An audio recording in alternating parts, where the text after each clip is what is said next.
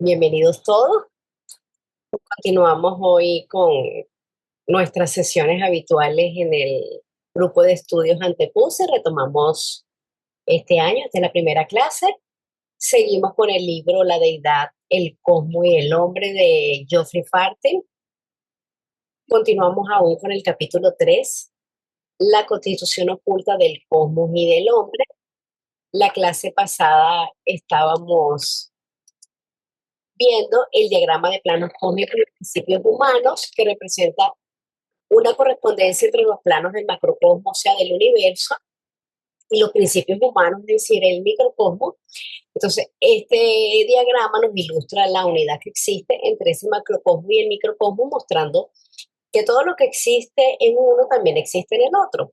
Entonces, la idea es elevar la conciencia desde los planos más densos, desde la materia más gruesa, hacia los planos más sutiles, armonizando todos los principios y los vehículos. Y los principios están organizados desde lo más espiritual, desde Woody, hasta lo más material, que es representado por el cuerpo físico. Y aquí es necesaria una advertencia. En el mundo de todos los días de fenómenos físicos perceptibles por los sentidos, fácilmente clasificamos los objetos en sus diversas categorías. Sin embargo, tal enfoque es inapropiado cuando estamos considerando reinos del ser que están completamente fuera del alcance de los sentidos y se encuentran en su mayor parte más allá de nuestra experiencia. Cuando en los años 80 del siglo XIX, los maestros de la señora Blavatsky comenzaron a dar información acerca del sistema esotérico por primera vez en inglés, ellos tuvieron primero que encontrar un vocabulario apropiado para referirse a fenómenos de los mundos ocultos, completamente desconocidos por la filosofía occidental. Nuestro vocabulario ordinario es adecuado solamente para expresar la experiencia en un mundo de 3 dimensiones y una experiencia seriada en el tiempo, pasado, presente y futuro. La literatura de la ciencia esotérica debe por necesidad usar este mismo vocabulario para describir las realidades de un orden de existencia totalmente distinto. No sería prudente, por lo tanto, el tratar la información que se ha dado como si se aplicase a fenómenos concretos semejantes a los del mundo objetivo de la experiencia diaria. Nuestro universo es un todo integrado, que funciona como tal y no como un pastel de varias capas magnificado, con una base de esponja, un relleno de crema y mermelada y una cubierta de chocolate y nuez. De igual modo, un ser humano es una sola entidad cuyos diferentes principios son solamente aspectos y estados de conciencia. El hombre, el verdadero hombre, es una conciencia corporizada que perdura durante el ciclo de vida y que es inmortal en esencia, aunque no en la forma. Entonces, nuestro método diario de categorizar los objetos físicos que podemos percibir pues, fácilmente con nuestros sentidos no es apropiado cuando tratamos con reinos de existencia que están más allá de nuestro sentido físico y en gran medida fuera de nuestra experiencia normal, de nuestra experiencia rutinaria. Es como intentar describir los colores a una persona que nunca los ha visto usando palabras relacionadas con el sonido o con el tacto, que es a lo que ellos tienen acceso. Entonces, nuestro vocabulario ordinario es adecuado solamente para expresar, como nos está diciendo el texto, la experiencia en un mundo de 3 dimensiones. Esto significa que las palabras y los conceptos que usamos diariamente están diseñadas para describir lo que vemos, lo que tocamos y nos movemos en un espacio tridimensional, o sea, alto, ancho y profundo. Por ejemplo, entonces, Tenemos palabras para designar arriba, abajo, grande, pequeño, cerca, lejos. Todas son referidas a objetos y ubicaciones en este espacio.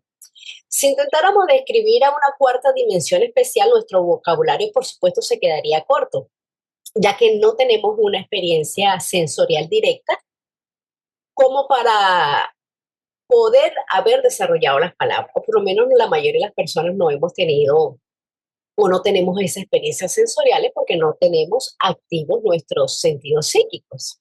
Entonces, el vocabulario esotérico, que es el creado por los maestros de sabiduría, está diseñado no solamente para comunicar, sino que también está diseñado para ocultar o para revelar. Para ocultar, revelar o comunicar ¿qué? Conocimientos para aquellos que están preparados para recibirlos. A diferencia del lenguaje ordinario, el lenguaje esotérico no busca una correspondencia directa con esa realidad tridimensional y lineal que nos da el tiempo, sino que apunta a realidades más sutiles, más metafísicas y a menudo simbólicas. Por eso oculta y revela a la vez para aquel que está preparado y tiene las señales, tiene el cómo descifrarlo. Entonces, es una clave para desbloquear esos conocimientos profundos del universo, de la naturaleza del ser, del hombre, y su correcta interpretación requiere no solamente estudio intelectual, estudio serio e intelectual, sino que también una profunda introspección y a menudo también se nos habla que llega un punto en que necesitamos una guía inicial. Tal fue la advertencia que la señora Blavatsky le dio a sus estudiantes de Londres al explicarles que el modo de pensar requerido en el estudio de la doctrina secreta era, y tenemos una cita de la doctrina secreta, lo que los hindús llaman Jnana Yoga. A medida que uno progresa en el Jnana Yoga, encuentra el surgimiento de concepciones que, aunque uno es consciente de ellas, no puede ni expresarlo ni tampoco formularlas en ninguna clase de imágenes mentales. Ese es el momento de estar prevenido y de no dejarse engañar por la idea de que la recientemente encontrada y maravillosa imagen deba representar la realidad, porque no es así. A medida que uno sigue trabajando, uno encuentra que la otrora admirada imagen se hace opaca e insatisfactoria y finalmente se marchita y tiene que ser desechada.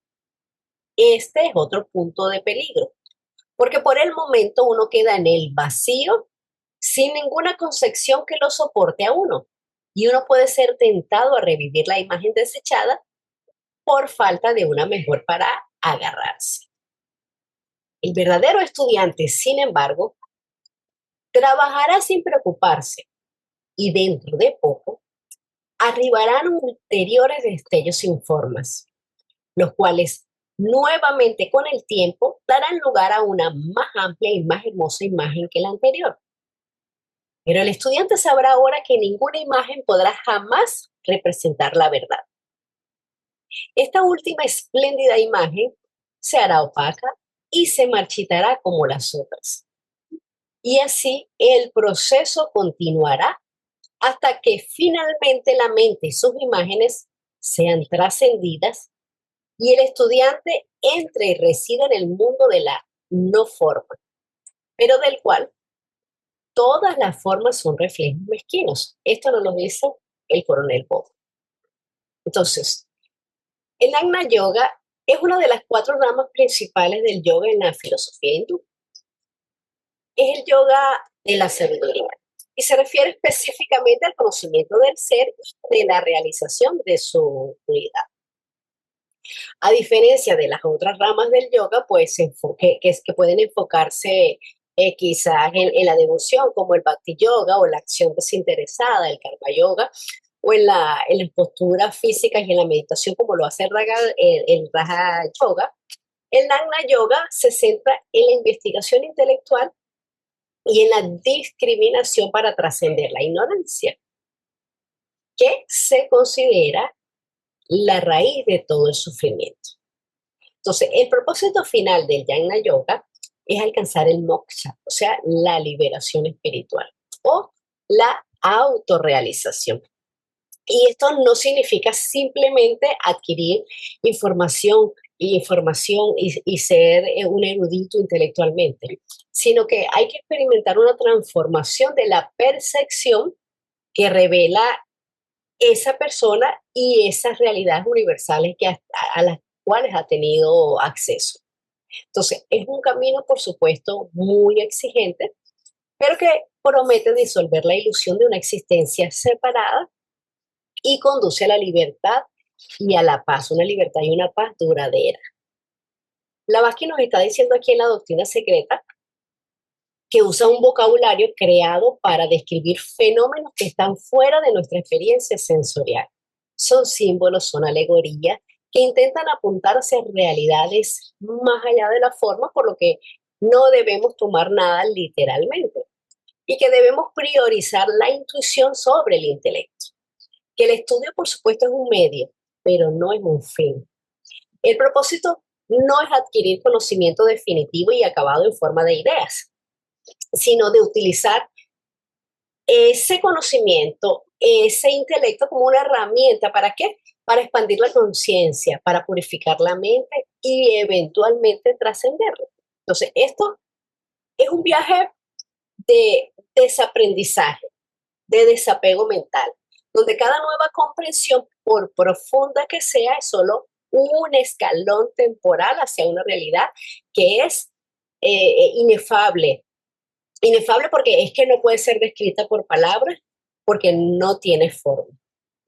Cuando nos está hablando aquí de que nos hacemos una imagen que al principio nos parece hermosa, maravillosa, amplia, después se volverá opaca y se marchitará, porque es que la realidad de nuestros niveles de conciencia es muy relativa y a medida que nosotros vamos cambiando de estados mentales, esa realidad o esa verdad se va ampliando, se va expandiendo o simplemente va cambiando. Bueno, y eso lo podemos vivenciar cada uno en cosas eh, sencillas. A veces cuando leemos un libro la primera vez vemos algunas cosas, entendemos algunas, creemos que la entendemos. Cuando volvemos a retomar el libro una segunda, una tercera vez, el libro o una frase, un párrafo, etcétera, una idea, cuando retomamos otra vez, meditamos, contemplamos, seguimos investigando, pues vemos que ya no era así, resulta que era de otra manera, o simplemente también igual ampliamos la idea, teníamos una cosita así, conseguimos otra pieza, la ampliamos. Ahí podemos verificar que la realidad es cambiante para nosotros en nuestros niveles de conciencia. Adelante, Salomón. Sí, gracias, buenas tardes. Oye, Caro, ¿cómo se puede dar uno cuenta cuando uno tiene una inspiración o una idea que puede aclarar algo que nosotros queremos aclarar? Si es intuición o es intelecto.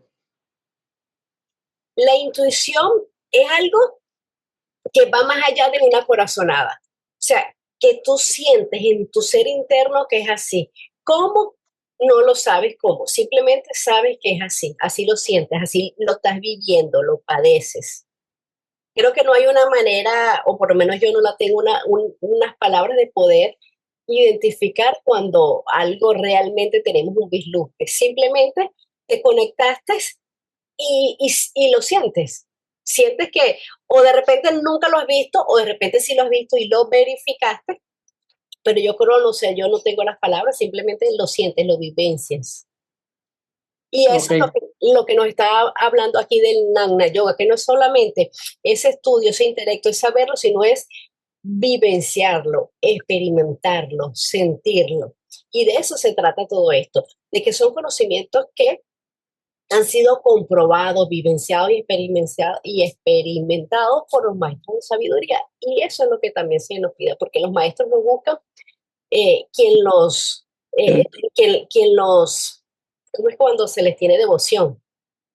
Yo diría que cuando uno lo quiere analizar, razonar, entonces esas son las herramientas que cambian entonces ese intelecto, como dice.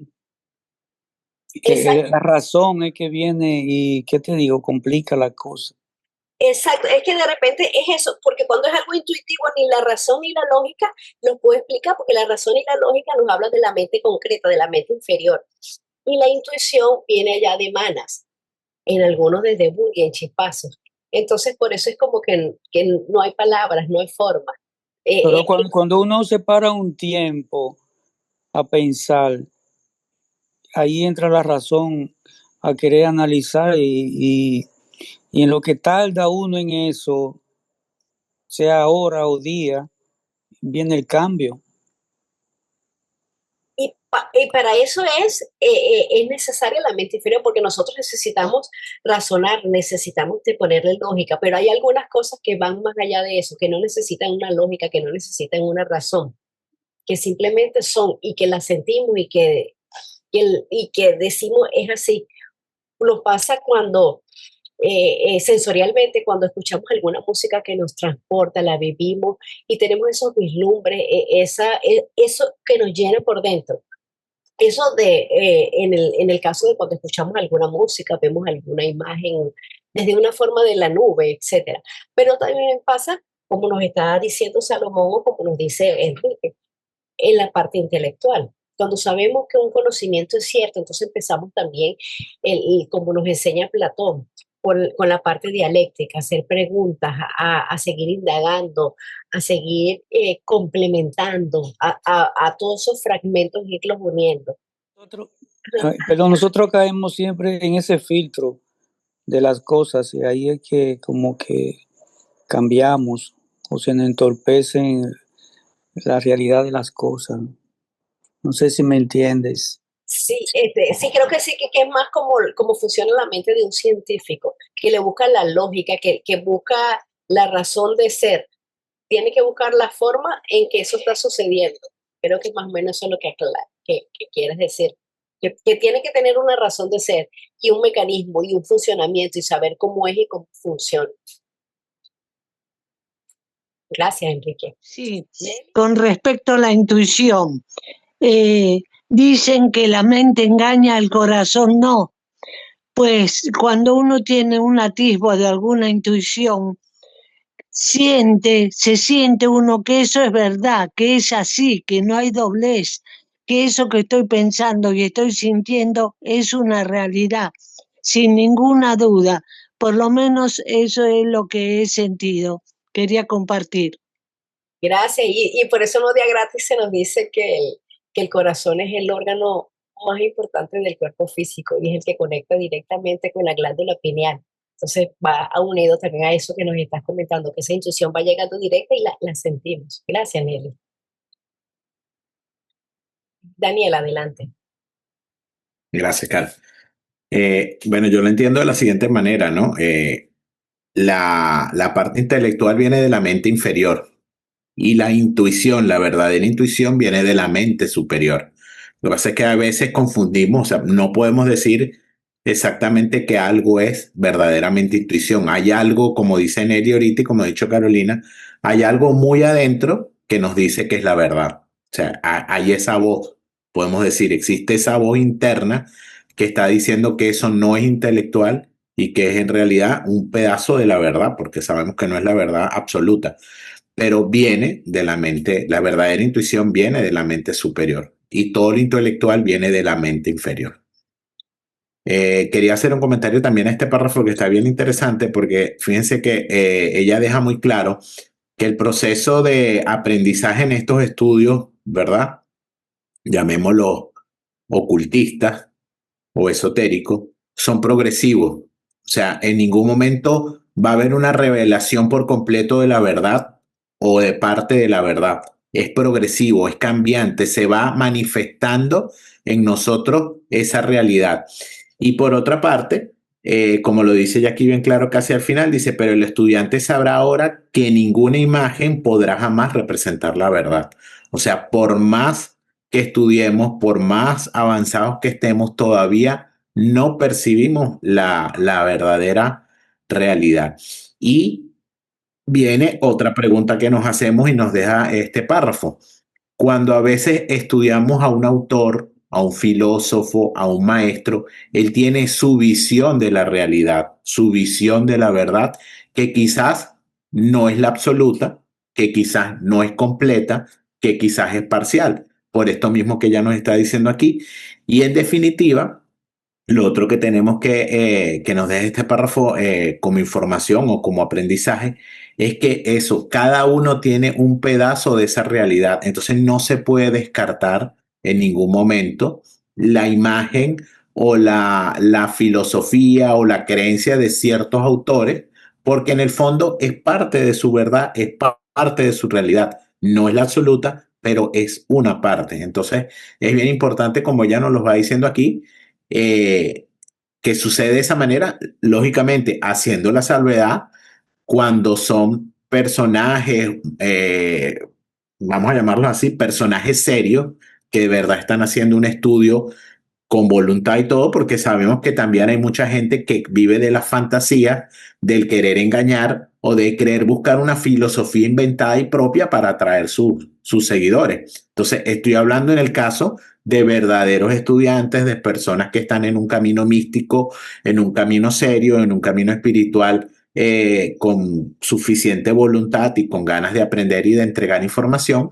Ocurren esas cosas. Estamos hablando, o sea, me refiero a eso, a los que de verdad sucede en este proceso. Sabemos que existen muchas cosas que no encajan aquí por motivos egoístas y personales, ¿no? Es lo que quiero más o menos decir. No sé si me expliqué. Yo lo que quería comentar es justo con relación a lo que decía Daniel. A mí me pareció que es muy importante porque efectivamente en alguna ocasión escuché que nuestro concepto, digamos, cotidiano de intuición no tiene nada que ver con la verdadera intuición, ¿no? Y que la verdadera intuición está ligada eminentemente a esa introyección del ser humano de que somos uno, pero verdaderamente una introyección profunda, ¿no? Que eso es cuando nosotros podemos hablar que estamos teniendo intuición, ¿no? Entonces, eso es lo único que quería comentar. Gracias. Gracias, Bermari, sí, así es. Y ese mismo ser interno nos va a decir que es una verdad y que viene más allá de nuestro cerebro físico, de esa parte lógica, sino que viene de algo superior. Gracias, Bermari. Y que quería agregar que ese pleito interno de la conciencia y el corazón y la razón es algo tan delicado que en verdad lo estamos analizando y entendiendo y ya como que podemos decir, lo sabemos, como todos los han explicado, lo sabemos, pero en el momento que se está dando una situación, el pleito interno del corazón y la conciencia no nos deja como analizar bien hasta que nos dejamos llevar de uno o del otro, pero el pleito interno lo tenemos. Ese es un gran trabajo que tenemos que hacer y verlo y aunque ganemos un pleito hoy, quizás mañana se nos presenta otra situación y no nos lo...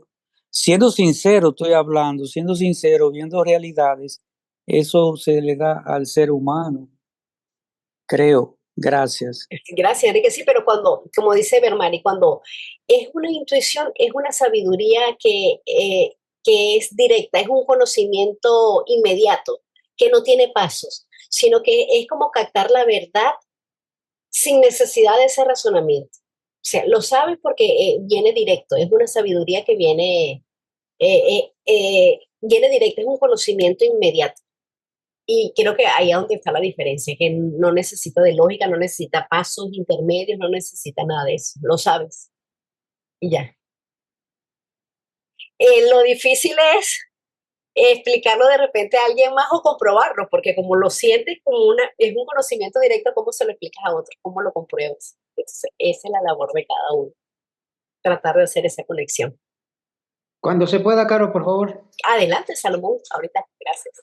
Bueno, yo te quiero hacer una pregunta. En el caso de los científicos, los grandes que hemos conocido, ellos buscan la manera no de inventar, de descubrir algo la humanidad necesita o que ellos han encontrado como interesante y bueno para la humanidad. Y logran, tengo entendido, logran entrar en planos que no son propiamente los planos de físicos, sino que pueden acceder al plano, ¿cómo se dice? Arquetípico. Y entonces pueden tener la idea más clara de lo que ellos están tratando de descubrir para beneficio de la humanidad. Ellos son muy lógicos, son muy comprueban todo lo que están estudiando, y entonces, ¿cómo puede ser que un sabio así, que solamente lo hace a través de la razón, tiene ese tipo de intuición, digamos? Gracias. Ok, Salud. Lo que debemos comenzar es por diferenciar. Un científico no significa o no implica necesariamente que es espiritualmente o que es elevado, que tiene un estado mental alto o que es un sabio.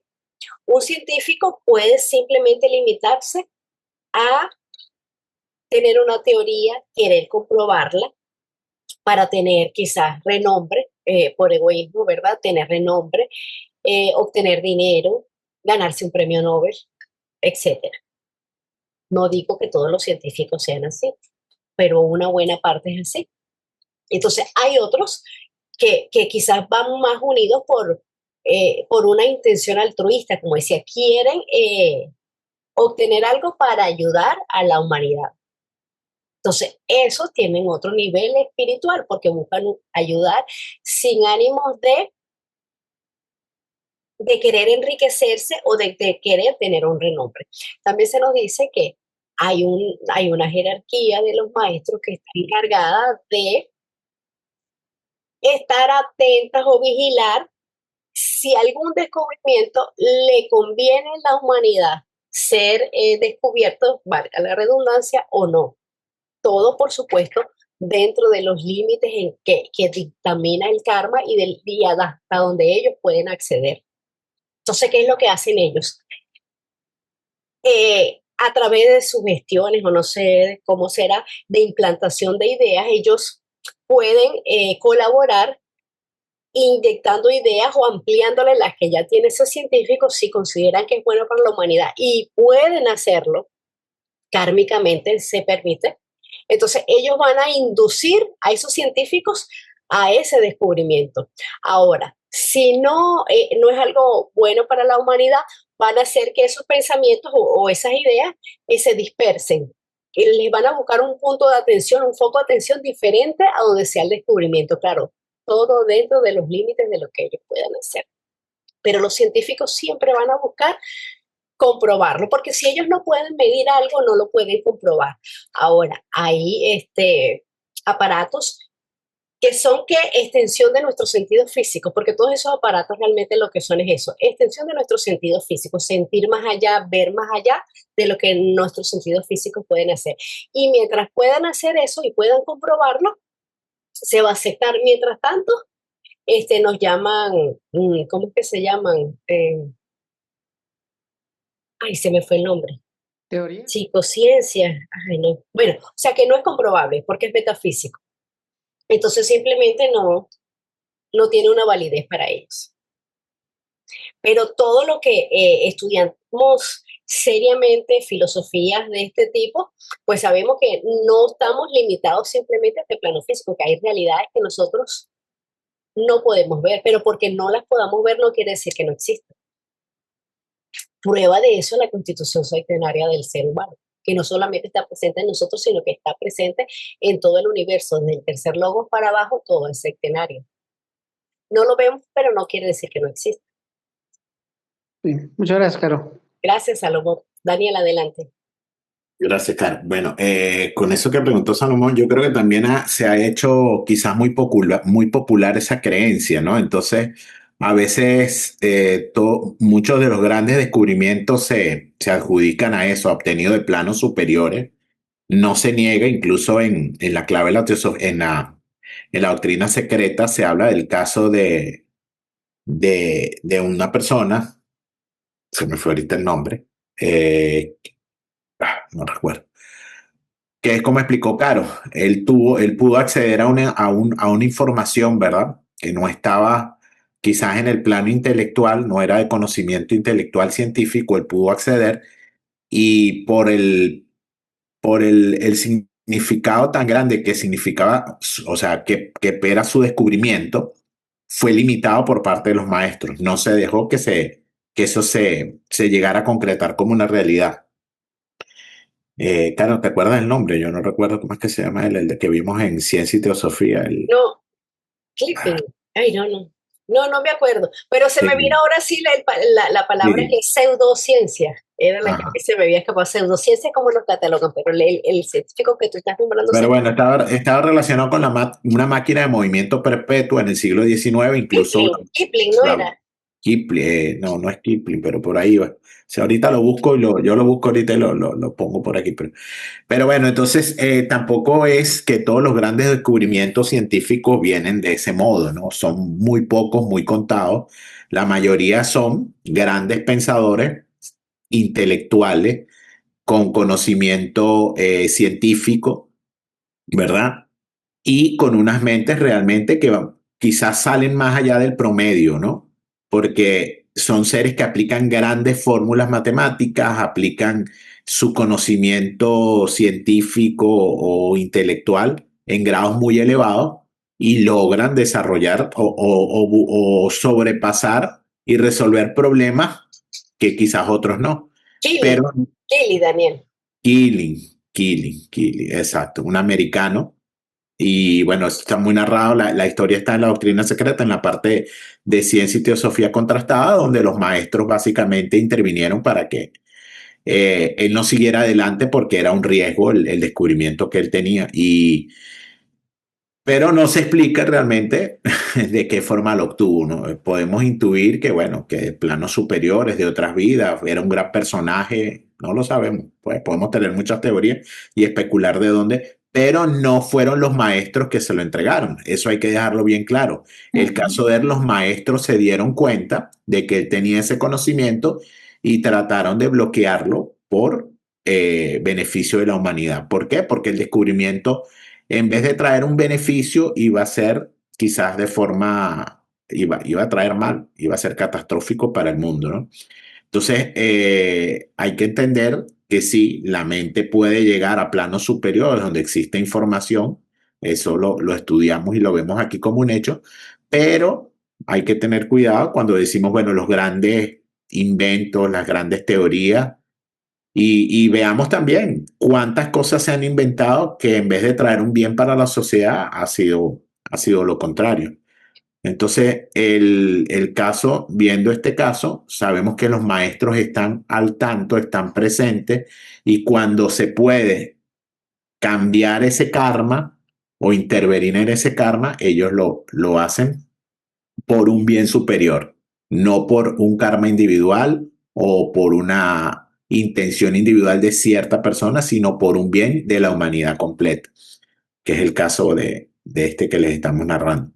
Entonces, bueno, hay que tener que muchas veces se popularizan esas ideas y en el fondo no todas son así. Sabemos que sí, pero hay que manejarlas con cuidado. Pero la mayoría de estos grandes científicos y grandes genios son mentes muy desarrolladas en ciertos aspectos científicos, porque fíjense que está el otro caso, siempre se habla que todo este tipo de personajes son muy buenos en ciertos aspectos, pero en otros son un total desastre.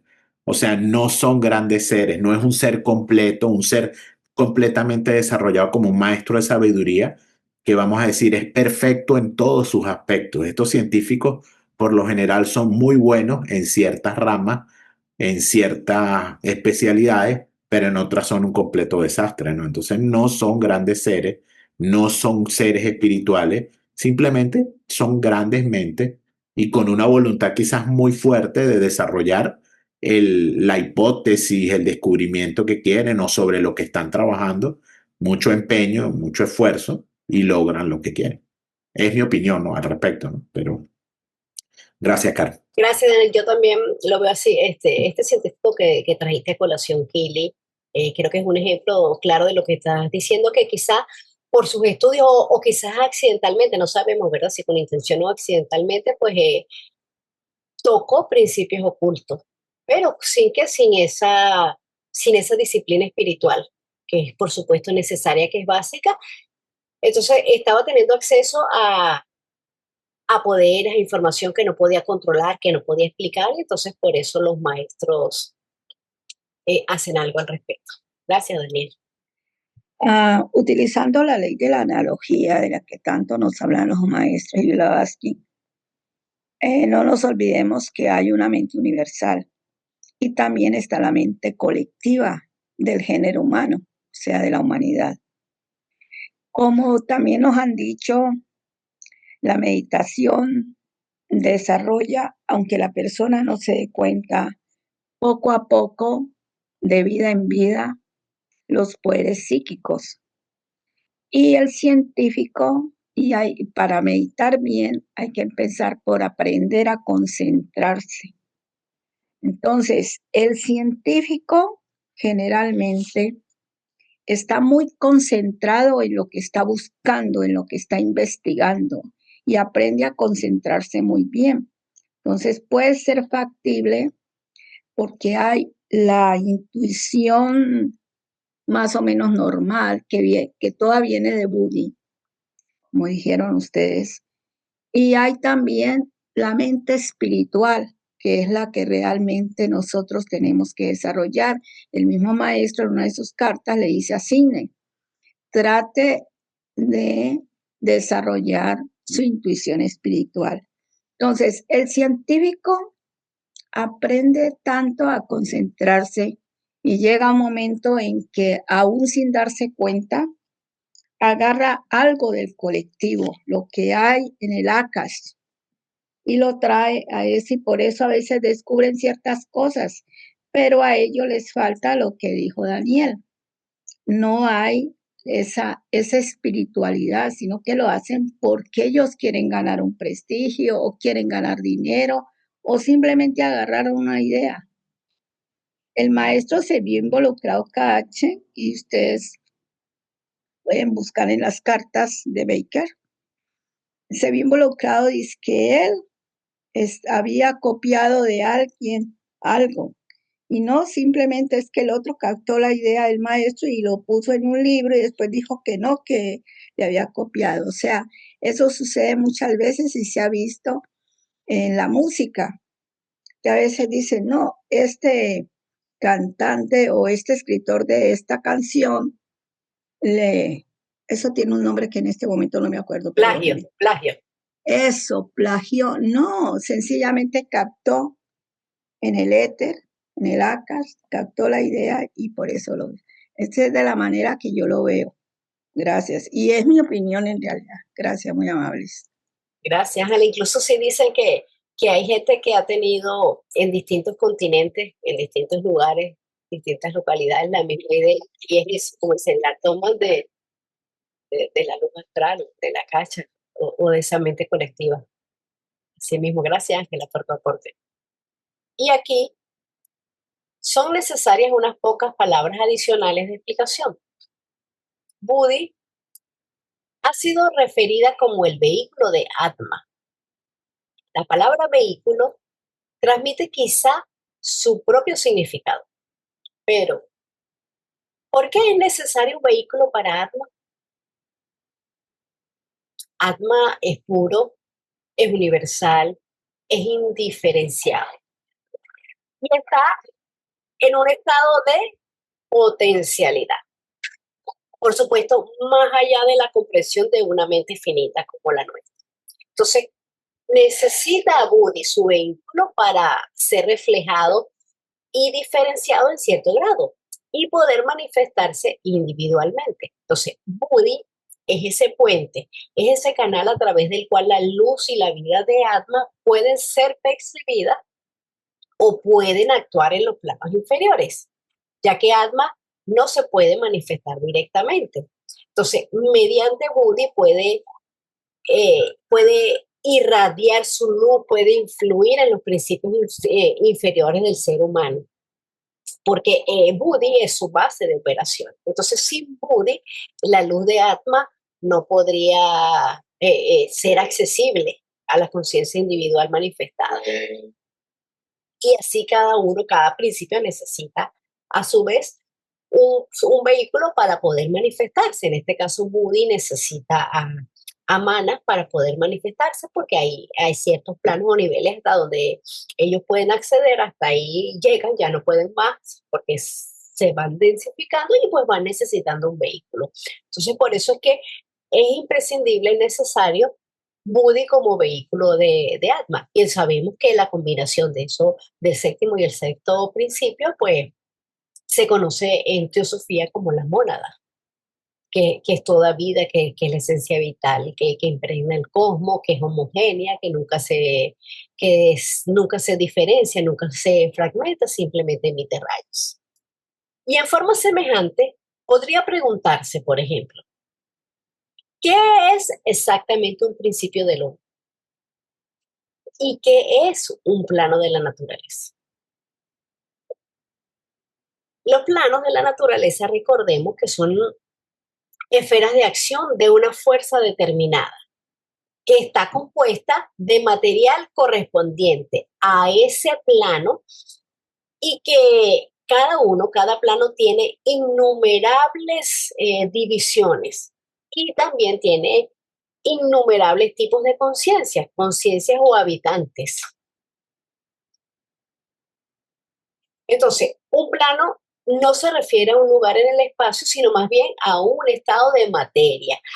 Y ese estado de materia tiene un estado de conciencia que coexisten con los otros planos, pero en vibraciones y en densidades diferentes. Entonces, desde el más denso, que sería nuestro plano físico, hasta el plano más sutil, el plano más espiritual, que estábamos viendo aquí en los cuadros, que sería el plano de Alaya, ¿verdad?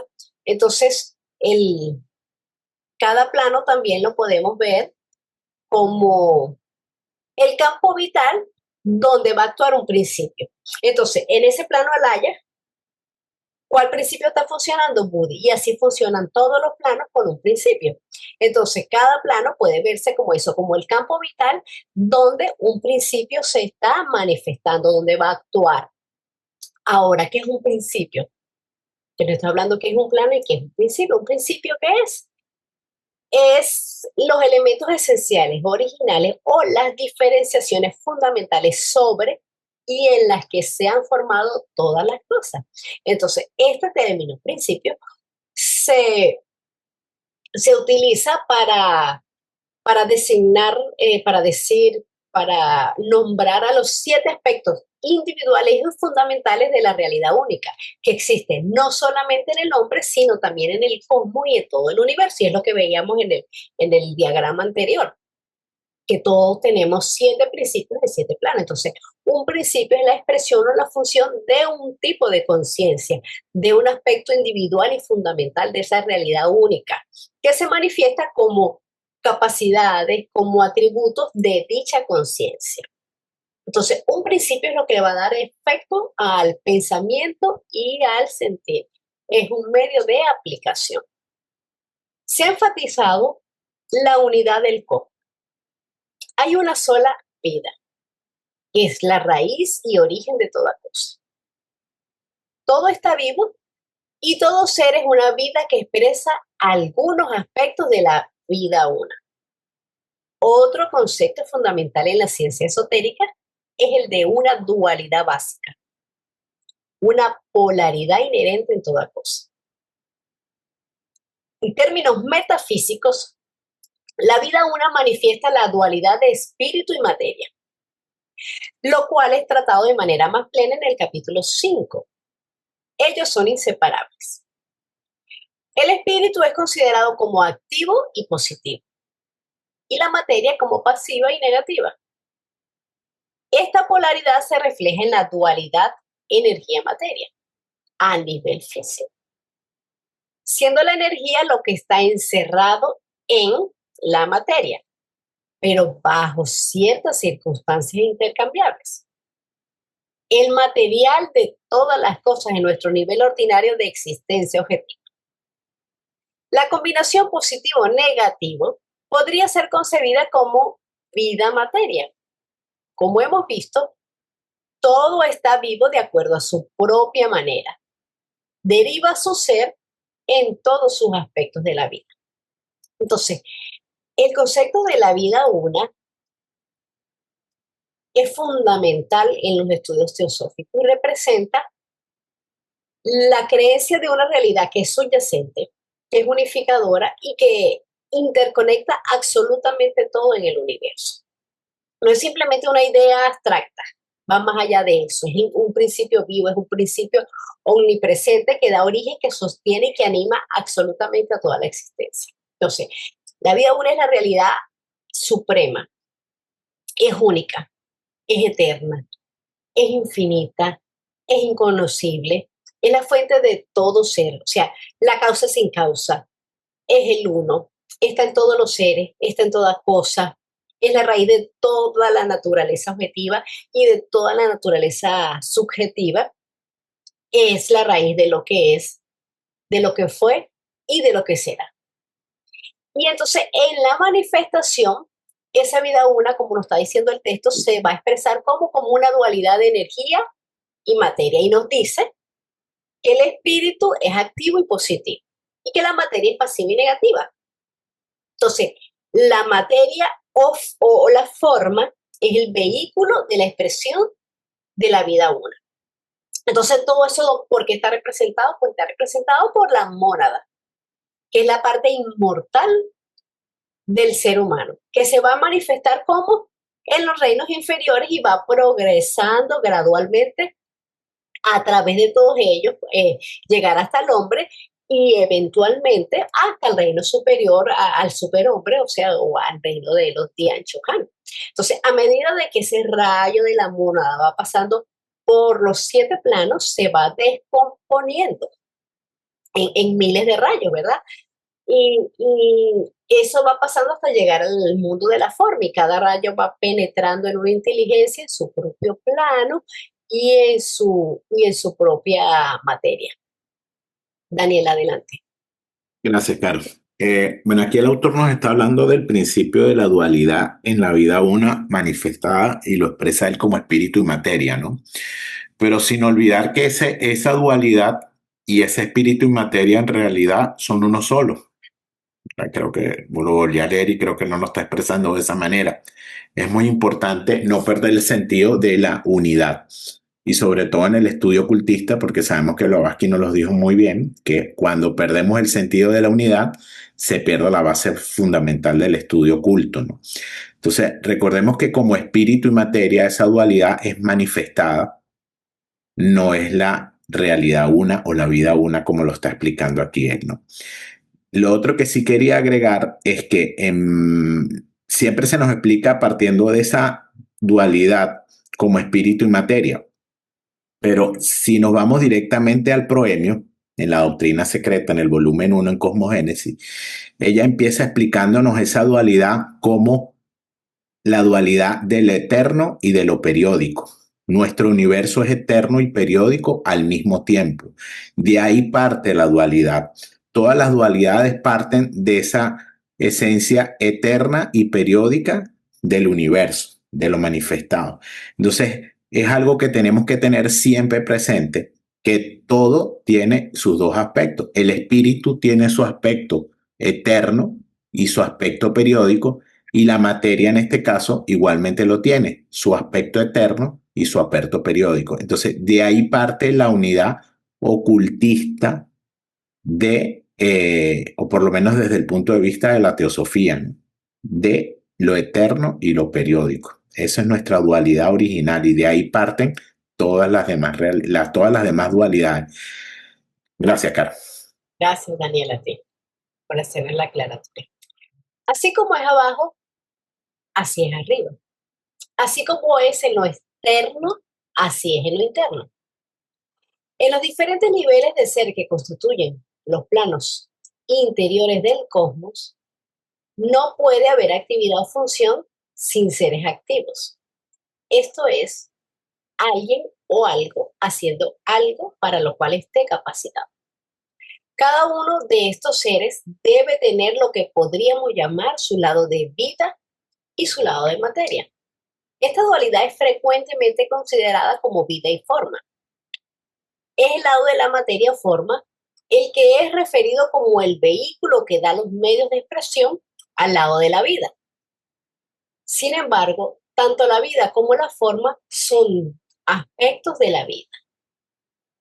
Ellos están vivos.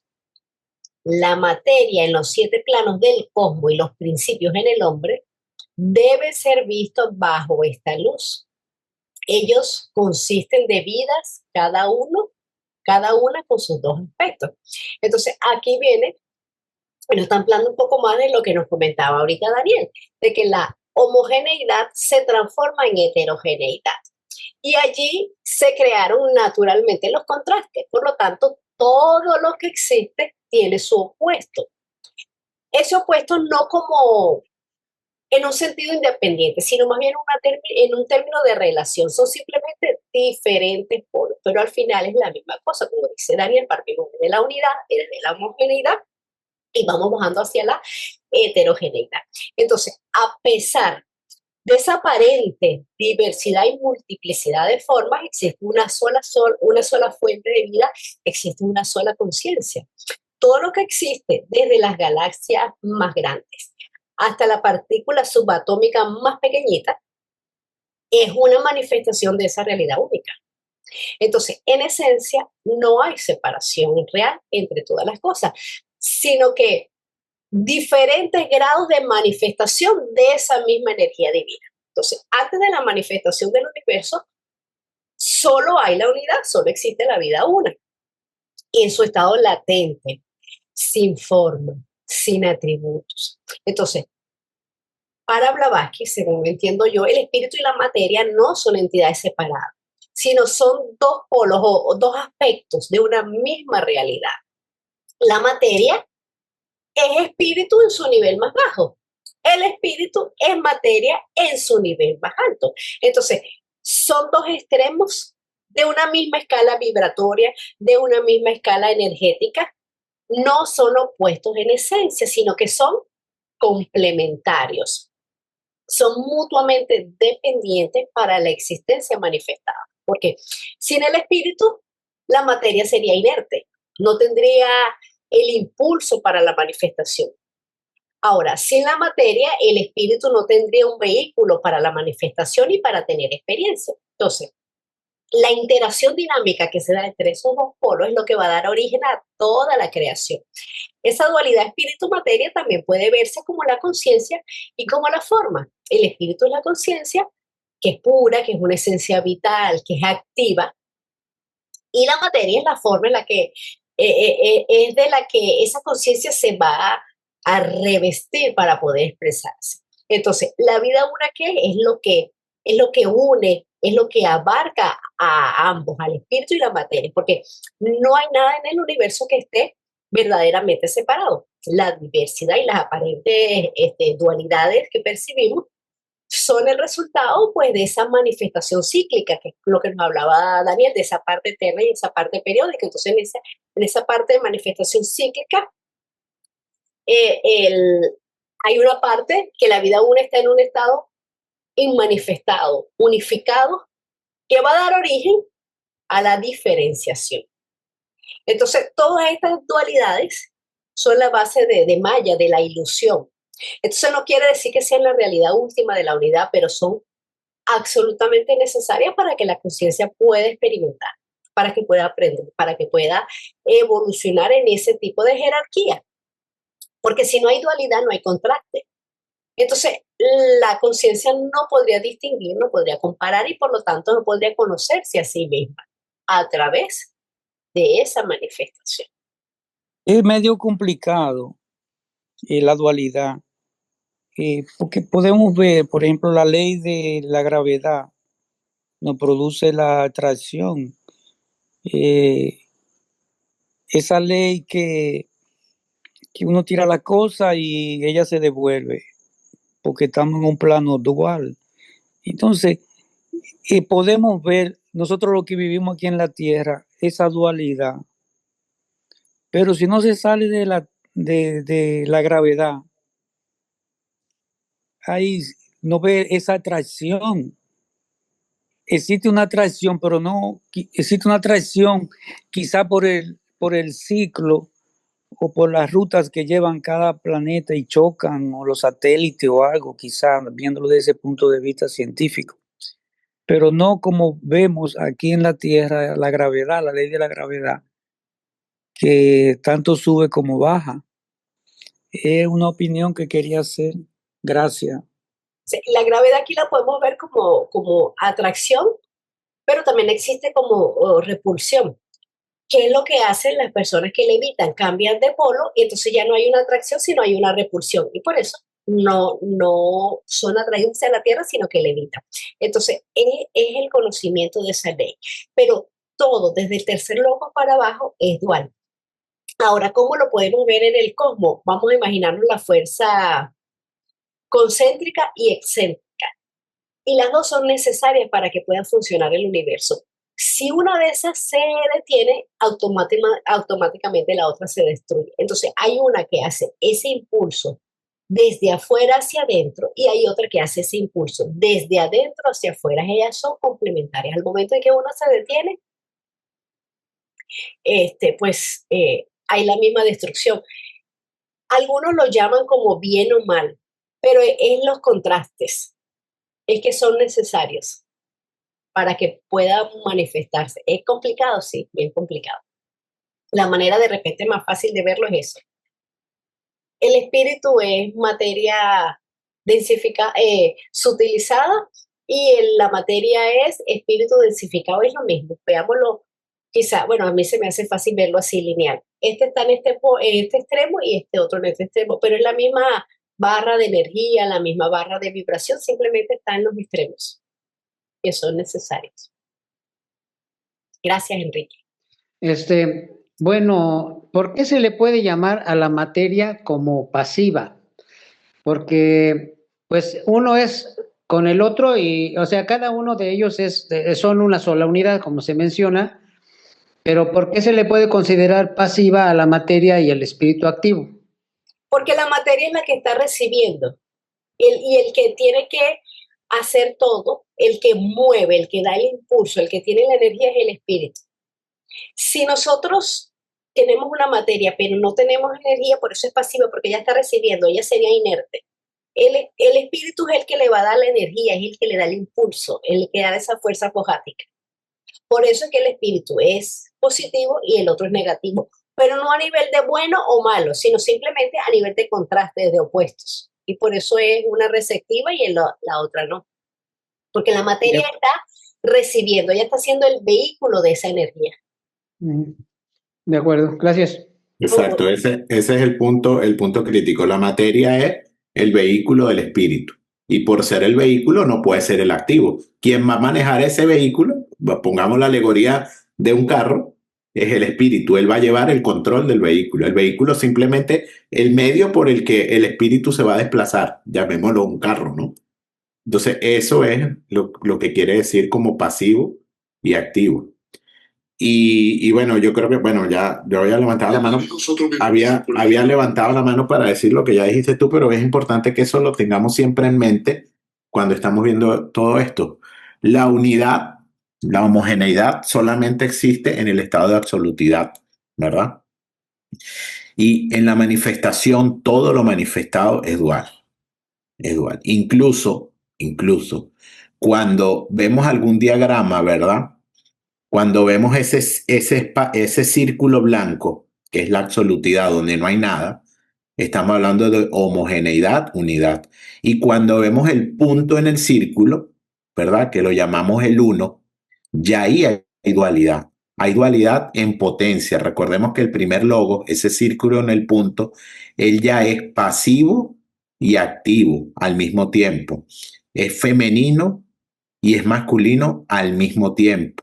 ¿Por qué? Porque ya es el principio de manifestación, está en latencia, está en potencia, ya está la dualidad presente, solamente que hay la separación, la división, y cada uno empieza a actuar en su ámbito cuando está manifestado, que estamos hablando ya en el momento del tercer logo de la manifestación, pero ya la dualidad está en potencia. ¿Por qué? porque ya no es la absolutidad. Es el primer momento de la manifestación, es el primer logo. Entonces tenemos que tener siempre presente que todo en nuestro mundo es dual. O sea, lo decimos alegóricamente, decir volvemos a la unidad, vamos a decirlo en forma concreta, quiere decir cuando volvemos a ser parte de la absolutidad. Quiere decir pralaya. Del resto del tiempo no podemos hablar. Sabemos que somos parte de esa unidad, sabemos que todos somos uno porque venimos de ella, pero no podemos decir que volvemos a la unidad. Volvemos a la unidad cuando volvemos a pralaya. Cósmicamente, Pralaya nirvánica. exacto, exacto. Cuando a veces escuchamos esas alegorías o cuando dice el maestro es uno con la unidad, es su conciencia es una, pero el maestro está claro que él sigue siendo dual, que él es una dualidad. Él no puede ser porque cuando un ser pasa completamente a ser parte de la unidad y no está en el mundo manifestado, quiere decir que está en pralaya. O sea, no existe el universo, no existe la manifestación. Esa es a veces la confusión que tenemos cuando dice, o sea, yo me hago uno, sí, pero ¿me hago uno de quién? De Mahat, de la mente universal, de Alaya, que es dual, es dual. Recuérdese, Alaya es tercer logo, es dual, es dual. O sea, la verdadera unión es lo que llaman quizás por allí el paranirvana, el mahapralaya o un pralaya, el completo, es cuando volvemos al estado de absolutidad. Perdón, Daniel. Ajá, adelante. Ese ejemplo que pusiste del carro, perdóname que lo diga, pero me parece muy simplista, porque implica que el carro no se conduce solo, está bien, pero entonces viene a mi mente lo siguiente: ¿cómo se explica la erupción de un volcán? ¿Cómo se explica que no hay nada y de pronto aparecen las fuerzas y viene la parte telúrica y viene la explosión y viene toda esa manifestación? Ahí no hay participación de ninguna voluntad. Es la materia que está tomando o reacomodándose. ¿Cómo se explicaría ese ejemplo del volcán que explota? No, fíjate y que da lugar a nacimientos de continentes o la destrucción de lo mismo. ¿Qué sucede? Detrás de cada fenómeno de la naturaleza hay fuerzas que no vemos, lo que llamamos los Dian Chohan, los constructores, los directores, que están dirigiendo a esas fuerzas menores que llamamos los elementales, que son los encargados de realizar todos los fenómenos de la naturaleza. Hablaste del volcán, pero vamos a hablar. Cuando vemos en una nube hay un trueno y hay un rayo, no es la nube que está generando un trueno y un rayo. Hay unos medios que para nosotros los ocultistas son los elementales vamos a llamarlo del aire, el elemental de la luz, no sé, o sea, por decir el rayo, por poner un ejemplo del sonido, pero hay detrás de ellos un ser superior que es pensante, porque acordémonos que los seres, los elementales, los ejecutores, no son seres inteligentes, son los más elevados, llegan a ser semi-inteligentes, que es ese reino, el primer reino de la naturaleza, que nos dice Blavatsky, son 3 reinos elementales. Ellos están subordinados al reino superior de la naturaleza, al último, que son el reino dianchohánico, que son los encargados de saber en qué momento, ¿verdad? Ese volcán, en el caso que estamos hablando, va a tomar erupción para formar un continente o para destruir un continente, porque sucede de las dos formas, o lo pueden destruir o lo pueden formar, pueden dar nacimiento como pueden dar destrucción. Entonces, detrás de ellos está el Dian Chohan o las fuerzas, ¿verdad?, que dirigen ese fenómeno de la naturaleza. Entonces, por eso es que siempre hablamos de que todo en el universo manifestado hay algo que actúa como receptor y alguien como emisor o alguien como vehículo y el director de ese vehículo. Por eso es que empieza, como lo dijo Caro, y por ahí arrancamos, Atma necesita Buddhi. Atma solo no puede manifestar, Atma solo no se puede presentar en el universo, necesita Buddhi. Entonces, ¿qué quiere decir? Que Buddhi está dirigido por Atma. Y entonces en la jerarquía todo funciona así. El menor es dirigido por el superior. Nosotros como seres humanos se dice que estamos dirigidos por un Deva superior, cada uno individualmente o de manera general como una mónada. Entonces sucede igual en la naturaleza. Todos los fenómenos no surgen los vemos surgir, claro que sí. Por eso se llaman, son seres directores invisibles. No los podemos ver y no podemos ver tampoco al elemental. Simplemente vemos la manifestación en algo que le dimos el nombre de volcán o algo que le dimos nombre de nube y el producto es el rayo o la lluvia, pero detrás de ello están las fuerzas de la naturaleza. Eso es el trabajo de las fuerzas de la naturaleza que se nos habla. Entonces, y en todo funciona igual. Todo funciona igual. Nuestro organismo, como siempre lo vemos, o sea, no soy muy científico ni sé mucho de biología, pero las células no funcionan porque sí. Hay alguien que dirige esa formación de las células, les da su instrucción, les da las características que tiene que tener, las funciones que debe que cumplir cada célula. Entiendo que hay células de diferentes funciones. Entonces, está por detrás. Igual sucede con un átomo. Igual sucede con cualquier ser vivo y es con cualquier ser manifestado. Si nos vamos desde arriba, el sol no es el astro que vemos que puede tener una función específica y actúa él solo. Detrás del sol hay un regente. El planeta Tierra tiene un regente. Todo tiene un regente. Entonces, en la manifestación, todo está dirigido por un ser superior, inteligente o con una inteligencia superior que va a dirigir, que es el que conoce el plan. Fíjense que cuando hablamos de la manifestación, están las ideas. Vayámonos a la explicación que siempre nos dan. Está Mahat, la mente universal, donde se encuentran todas las ideas. Esas ideas no se pueden manifestar. ¿Por qué? Porque no hay quien las manifieste. Aparecen los Dian Chohan contemplando esas ideas. Por eso son Dian Chohan, señores de la contemplación, contemplando esas ideas. Ellos la entienden, pero necesitan un vehículo. ¿Quién es el vehículo de esas ideas? Aparece Fohat, el vehículo de las ideas, entregando las ideas, los Dian Chohan, tomados de la mente universal, y Fohat manifiesta el universo con la anuencia, con la dirección de los Dian Chohan. Entonces, de ahí para abajo, ese es el primer momento de la manifestación de nuestro universo. De ahí para abajo, toda la cadena funciona de la misma manera. Va a haber una idea, va a haber un arquetipo, va a haber una fuente, va a haber alguien que tiene que controlar y que plasmar esa idea en el mundo físico manifestado y va a haber un vehículo. Entonces, es la misma forma en que funciona todo. Gracias, Caro, y gracias, Alberto. Gracias, Daniel, Alberto. Todo lo que nos acaba de decir Daniel está resumido aquí, en esta oración. No puede haber actividad o función. En este caso, el ejemplo que nos da Alberto. La erupción del volcán. Sin seres activos, llámese Dian Chohan o elementales, como lo explicó Daniel. Entonces, esto es alguien o algo haciendo algo para lo cual está capacitado. Entonces, vuelvo otra vez. No puede haber actividad o función sin seres activos. Esto es algo o alguien haciendo algo para lo cual está capacitado. En resumen de todo lo que nos comentó Daniel. Gracias, Daniel. Gracias, Alberto, por la pregunta. Las unidades rudimentarias de vida son referidas como átomos de vida. Los seres vivos están compuestos de jerarquías constituidas por átomos de vida. Pequeñas vidas.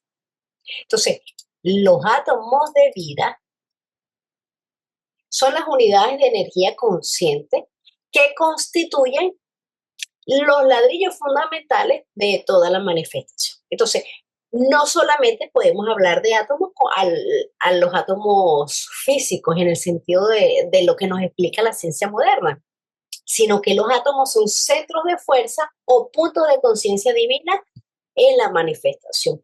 De hecho, Blavatsky en la doctrina secreta nos dice que los átomos de vida son los puntos de vida individualizados de ese uno universal que siguen, por supuesto, el hilo de su propia evolución a través de todos los reinos de la naturaleza. Entonces, cada átomo de vida tiene a su vez una triple naturaleza. ¿Por qué? Porque es espiritual. Tiene un aspecto de conciencia divina, o sea, esa chispa del espíritu. Tiene un aspecto psíquico, ¿Cuál es ese aspecto? Es la energía vital, es la energía pránica que lo hace activo. Y tiene una parte física que es el punto de la materia en el que se manifiesta. Por eso la teosofía nos enseña que la materia está viva, que no existe materia muerta, ninguna materia. Todo átomo palpita, todo átomo tiene una vida consciente en algún tipo de grado, en alguna gradación, pero ahí hay vida y hay conciencia. Entonces, en el ocultismo se considera cada átomo como una entidad independiente y cada célula como una unidad consciente. Entonces, esto se explica de que los átomos forman células y estas aparecen con el atributo de la conciencia, cada una como de su propio tipo, de su propia posibilidad de actuar con libre albedrío dentro de los límites de la ley, ¿verdad? Entonces, si cada átomo posee vida, pues entonces también posee algún tipo de conciencia. Claro, esto no significa que un átomo piensa o que siente como lo hace un ser humano, sino que tiene un tipo de conciencia que es acorde a su propia clase y a su propio plano de percepción. Es decir, que la conciencia se va a manifestar de maneras infinitamente diversas, desde una forma rudimentaria en la materia, que la ciencia la cataloga como inorgánica, o un tipo de conciencia humana, o incluso más allá de los Dianchohan y más allá, porque no hay un límite en la evolución. Entonces podría interpretarse como una capacidad inherente de responder, de intelectuar y de saber, ¿pero qué? A su propio nivel de existencia. Entonces, los átomos son esos bloques que forman la estructura del universo, es esa base física que es fundamental para la construcción de dicho universo, porque son los constituyentes de las cosas y de todos los seres. Son centros de vitalidad potencial, son unidades de vida. Cada uno tiene su poder, tiene su energía y tiene su función. Daniel. Sí, claro, es bien importante cuando estamos en este punto de Blavatsky, cuando nos habla de los átomos, que Caro lo dijo, la palabra quizás más correcta, quizás no la usó de esa manera porque quiso trabajarlo con los átomos de los filósofos antiguos, ¿no? Una unidad, pero jamás vayamos a transportarnos al átomo científico que conocemos hoy en día. Incluso ella, cuando quiere hablar del átomo de la ciencia, ella dice, es el átomo de la ciencia, o es el átomo del materialista, o el átomo material, creo que lo llama, no recuerdo qué otro nombre usa. Ella utiliza siempre la salvedad que se está refiriendo a ese. Este es un átomo que podemos decir es un átomo metafísico. Si el otro átomo, dice la ciencia, que nadie lo ha podido ver, este mucho menos, porque este sí es un átomo desde el punto de vista metafísico, espiritual. Entonces sí hay que tener cuidado porque cuando ella habla de átomos, y a veces dice átomos, los átomos también ella a veces se refiere a esas chispas, a esas mónadas, también los refiere como átomos. Entonces tenemos que tener cuidado que jamás ni nunca van a ser los átomos que forman los elementos que conocemos en la Tierra. Entonces, sí, en este punto, como lo dijo Caro, unidades de vida. Y en otros puntos donde ella se refiere a átomos, hay que tener cuidado porque no son átomos científicos como los conocemos. Gracias, Caro. Gracias, Daniel. Sí, es importante que hayas hecho ese énfasis porque los átomos también son unidades psicoespirituales que actúan bajo sus propias leyes. Entonces, cada órgano, cada célula tiene, según su calidad, una potencialidad de lo bueno y de lo malo. Entonces eso produce armonía y produce desarmonía. Y ahí es una base de lo que nos habla Blavatsky también, que es la fuerza noética y la fuerza psíquica, que es esa parte de psíquica que tiene el átomo. Entonces no es el átomo físico. Entonces por eso cada átomo tiene esas tres diferenciaciones, esa triple naturaleza. No es simplemente el átomo físico que nos habla la ciencia moderna, va mucho más allá de eso. Incluso algunos autores dicen que un átomo es análogo a un alma. Gracias, Daniel. Bueno, pero si no son átomos físicos, si son átomos no físicos, entonces ¿cómo podríamos entender que existen? ¿O qué serían lo que subyace al átomo físico? Recordemos que hay diferentes planos de existencia. En esos 7 planos de existencia hay materia acorde a ese plano. Entonces, cada plano tiene átomos acorde a eso. Entonces, nosotros en el plano físico tenemos un átomo físico, ¿verdad? Que conforma la célula, que esa célula forma un órgano, ese órgano forma un sistema y forma un aparato, etcétera, hablando, suponte, del cuerpo humano, ¿verdad? Pero entonces también tenemos átomos que no vemos. Tenemos esos átomos psíquicos, que son los que viven en el plano astral. Entonces son los átomos que nos hacen impulsarnos en cama. Entonces esos tienen una potencialidad para lo bueno y para lo malo. Entonces tienen esa atracción o repulsión. Pero también tenemos átomos a nivel espiritual, que es el que nos hace conectarnos más allá de los planos inferiores. Para cada plano hay un tipo de materia, entonces cada átomo va a ser diferente según este plano y cada plano tiene infinitas subdivisiones. Por supuesto que existe un átomo físico, pero no podemos limitarnos a eso, hay mucho más allá, que es lo que veníamos comentando, que no se puede comprobar, bueno, no tenemos los métodos, los mortales normales y comunes, hay personas que son clarividente, el verdadero clarividente espiritual puede ver más allá de estas realidades físicas. Claro, también hay el clarividente psíquico, puede ver las realidades del plano astral. No quiere decir que sea espiritual, pero está viendo una realidad que no vemos todos. Pero ahí está accesible. Que nosotros no tengamos los medios es otra cosa. Llegará el momento, como hemos hablado, de que a través de la misma evolución o de manera forzada o no, se van a desarrollar esos sentidos astrales. Entonces vamos a tener visión, tacto, etcétera, etcétera, en el siguiente plano, que es el plano astral. Entonces, no quiere decir que no exista, porque no lo vea. Oye, Caro, pero entonces el átomo de vida, ¿a qué plano pertenece? A todos. A todos. Es el átomo de vida, es la vida una manifestada. A todos. Es que, Salomón, es que tienes que sacar de la cabeza de que es un átomo como una unidad. O sea, es que esto es metafísico y la metafísica impregna todo. O sea, no podemos decir que existe un átomo que lo podemos ver, lo podemos agarrar, lo podemos determinar. Sí. El átomo es una esencia. Pero como un centro de fuerza, un punto de conciencia. Y está en todas partes, o sea, está en todas partes y a la vez no está en ninguna. Es que ese es el caso de la filosofía esotérica. Está en todas partes y a la vez no está en ninguno. Y fíjate otra cosa, Salomón. Recuerda siempre, ¿verdad? Que a rasgos generales, sin extender mucho las progresiones, tenemos 7 planos del cual conocemos y vemos uno solo. O sea, 6 planos más de existencia que no los podemos ver, no los podemos sentir. Y existen, igual que nosotros, y existen innumerables vidas en ellos que no las conocemos, que no ni las podemos imaginar, solamente podemos imaginar el del físico. Entonces, estos átomos de vida impregnan a todos los planos, están en todos los planos. Por eso hacíamos la salvedad de que saquemos el concepto de un átomo como lo conocemos científicamente, como el átomo que forma una molécula y agarramos una silla y decimos esta silla está hecha de átomos.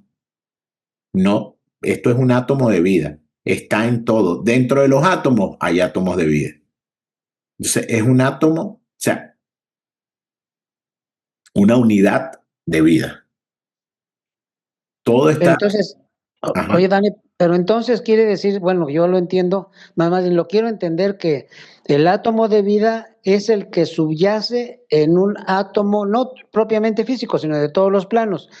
¿O cómo sería? Porque no entiendo muy bien. No, es que olvídate de la palabra átomo, unidad de vida.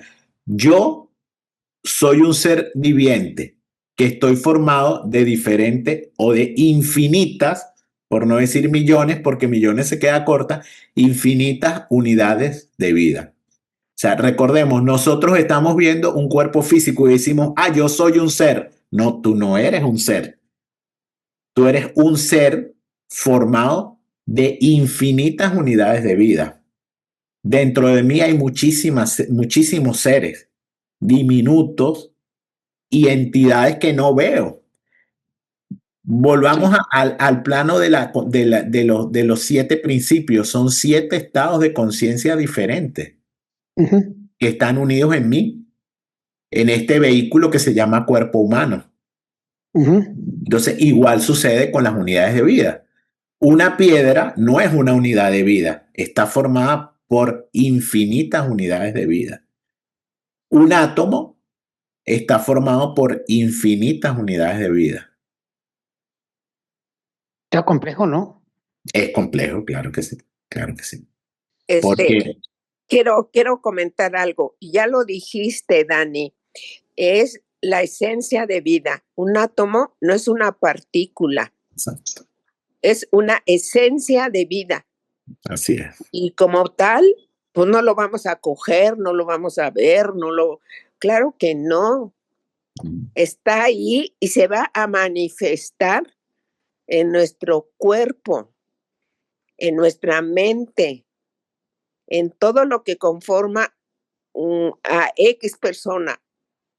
Eso es el átomo, la esencia, por no decir esencias, sino la esencia de vida. Está complicado, como dice Salomón.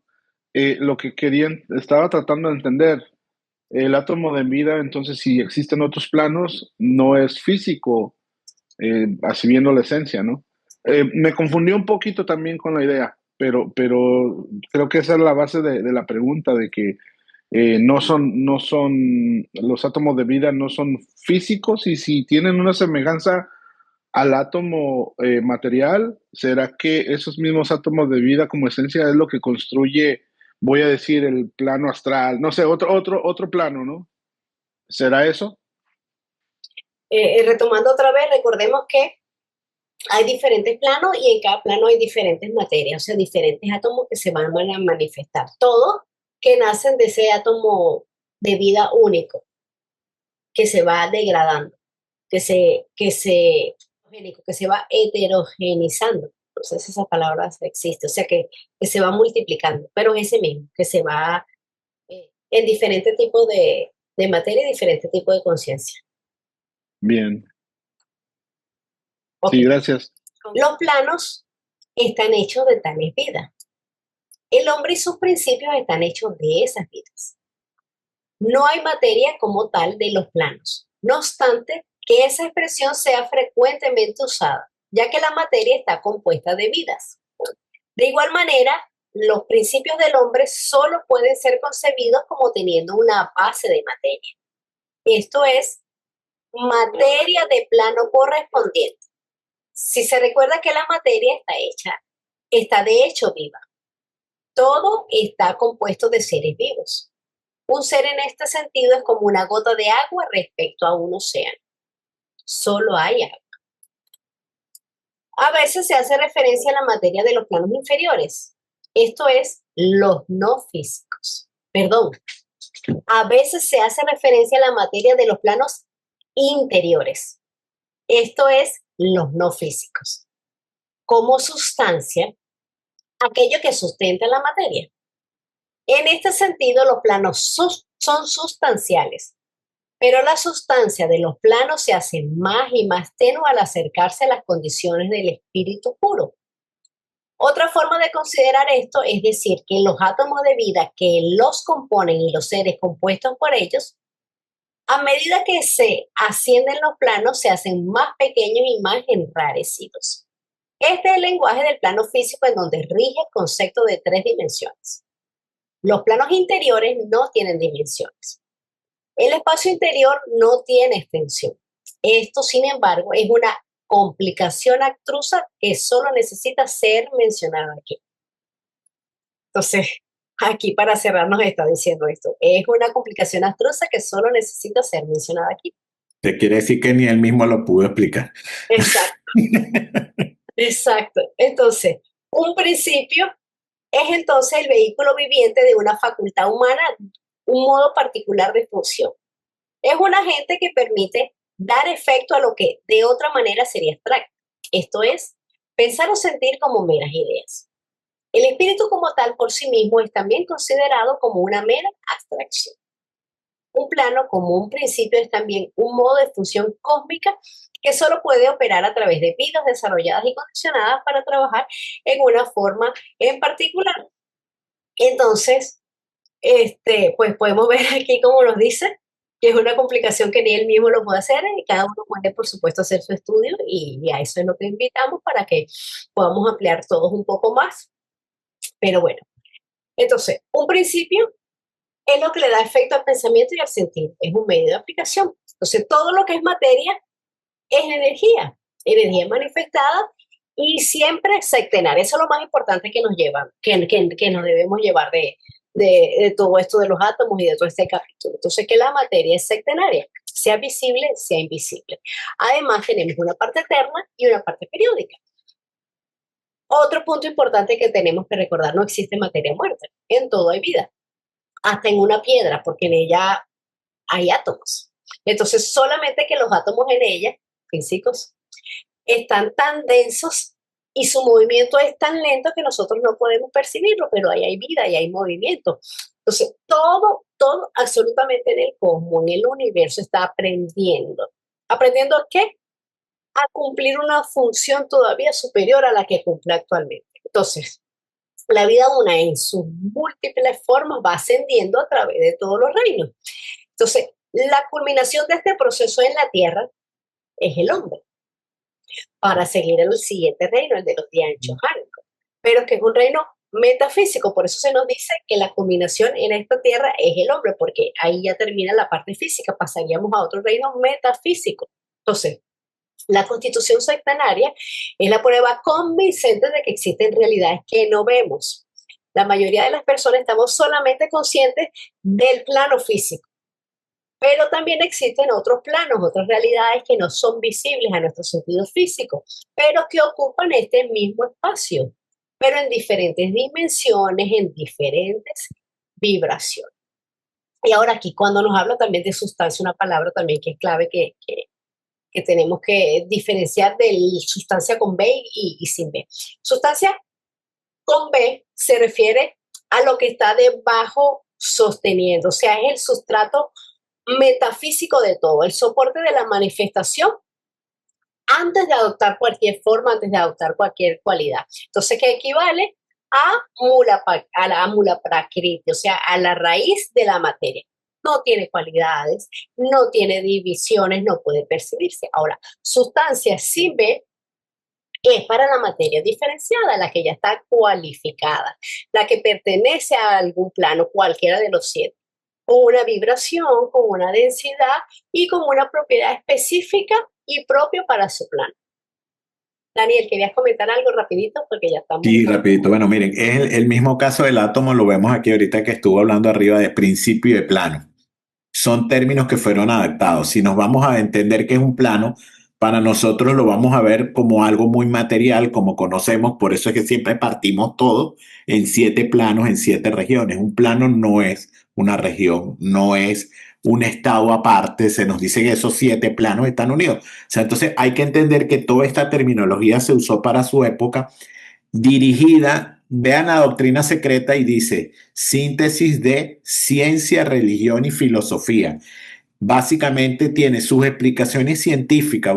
Blavatsky trató de utilizar palabras científicas occidentales para poder llegar a esos científicos de la época. Todos, casi que todos en la sociedad teosófica, la gran mayoría eran hombres de ciencia, hombres muy cultos, muy avanzados y tenían conocimiento científico muy fuerte. Entonces la doctrina secreta fue enfocado a que esas personas trataran de entender. Entonces ella usó un lenguaje de ellos, pero también usó un lenguaje filosófico para explicar lo mismo.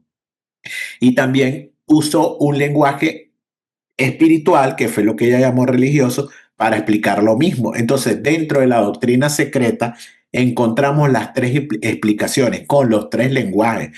Lo que pasa es que para nosotros muchas veces es más fácil el lenguaje científico porque es más ordinario, o sea, ordinario en el sentido que lo escuchamos cotidianamente, lo hemos estudiado, hemos pasado por escuela y es un lenguaje que es mucho más fácil. El filosófico está más dedicado a esas personas que conocen de filosofía, que muchos la desconocemos, y el espiritual está mucho más allá. Y también está enfocado a la parte mística, en la parte metafísica. Entonces, existen 3 o 4 o quizás hasta más lenguajes dentro de la doctrina secreta para explicar el mismo término, el mismo concepto. Entonces, hay que tratar de verlos y de ubicarlos. Por eso es que al hablar de átomos, ella va a hablar de un átomo filosófico, de un átomo científico, y de un átomo espiritual y de un átomo metafísico, pero siempre va a ser la misma explicación. Usó los 4 lenguajes, por decirlo así, o hasta más, para explicar el mismo concepto. Entonces, ese es el detalle de nosotros como estudiantes, ir desmenuzando eso, entender que está así explicada entre la doctrina secreta e ir haciendo esas comparaciones para poder ir entendiendo. Porque si nos vamos por solamente el de la ciencia, nos vamos a quedar de la forma que ella quiso explicarlo o fue dirigido a la parte de los científicos. Busquemos la parte filosófica, lo que le interese la filosofía, la parte espiritual o metafísica también para que lo podamos ver de otras maneras y ampliar. Gracias, Carlos. Lo importante es que veamos que son puntos de vida individualizados de ese uno universal, que van siguiendo su propia evolución a través de los diferentes reinos de la naturaleza. Ok, con esto entonces hemos terminado el capítulo y hemos terminado nuestra sesión de hoy. Muchísimas gracias a todos por sus aportes, por sus comentarios, por su presencia, por su energía.